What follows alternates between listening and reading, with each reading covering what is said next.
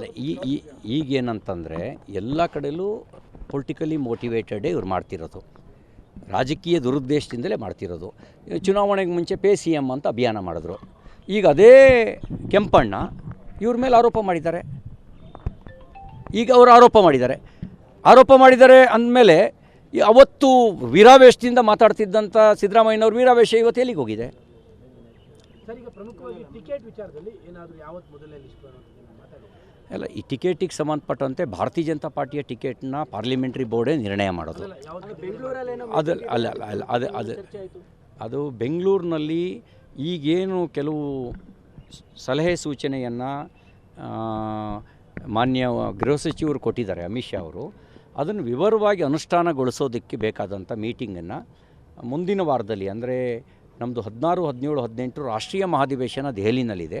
ರಾಷ್ಟ್ರೀಯ ಮಹಾಧಿವೇಶನ ಮುಗಿದ ನಂತರ ಅದಕ್ಕೆ ಸಂಬಂಧಪಟ್ಟಂತೆ ಮೀಟಿಂಗನ್ನು ನಮ್ಮ ಎಲೆಕ್ಷನ್ ಇನ್ಚಾರ್ಜ್ ಅವರ ನೇತೃತ್ವದಲ್ಲಿ, ರಾಧಾಮೋಹನ್ ಅಗರ್ವಾಲ್ ಅವರ ನೇತೃತ್ವದಲ್ಲಿ, ಆಮೇಲೆ ಅದಕ್ಕೆ ವಿವರವಾಗಿರುವಂಥ ಏನು ರೋಡ್ ಮ್ಯಾಪ್ ತಯಾರು ಮಾಡಿ ಅಂತ ಅವ್ರು ಹೇಳಿದ್ದಾರೆ. ಅದಕ್ಕೆ ಸಂಬಂಧಪಟ್ಟಂತೆ ಅದರ ಮೀಟಿಂಗ್ ಇದೆ.